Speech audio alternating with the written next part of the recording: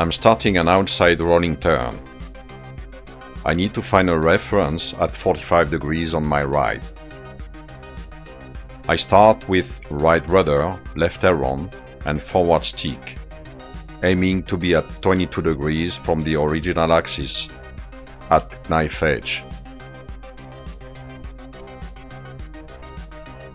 Then I will release the right rudder and switch to left rudder now, aiming to be at 45 degrees inverted with the cowling above the horizon.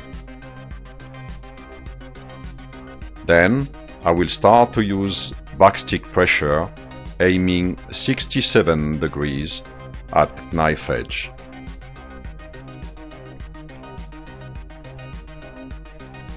And switching to right rudder now to finish with the correct sight picture.